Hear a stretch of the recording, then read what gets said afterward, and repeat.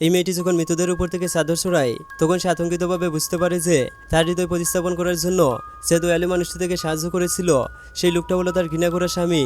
তবে তার আগে মেয়েটি মনে করে নিয়েছিল যে তার হবু স্বামী একেবারে নির্মম আর খারাপ একটা লোক। আসলে আজ থেকে 1 সপ্তাহ আগে মেয়েটির হার্ট ফেলিয়ারের দুর্বলতা নির্ণয় করা হয়েছিল।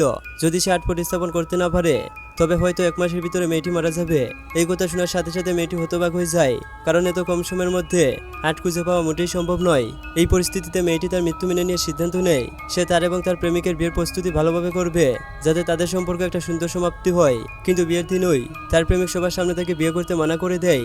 এমনকি মেয়েটি কল্পনা করতে পারছিল না যে যে মানুষটি তাকে একটা সময় অমূল্য ধন মনে করত আজ কেন তার সাথে এমন অমানবিক আচরণ করতে হলো।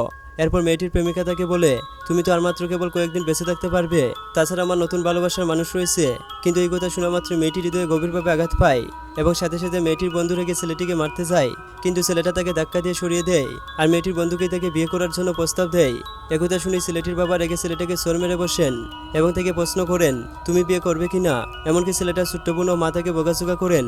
এরপর ছেলেটি একটা পারিবারিক বিচ্ছিন্নতার চুক্তি বের করে এবং তার বাবা মা ও ছোট বোনের সাথে সম্পর্ক শেষ করে দেয়। কিন্তু তারা কেউ জানতেই পারেনি যে ছেলেটা এরকম আচরণ করেছিল শুধুমাত্র তার ভালোবাসার মানুষকে বাঁচানোর জন্য। এবার তো ভিডিওতে লাইক করে দাও।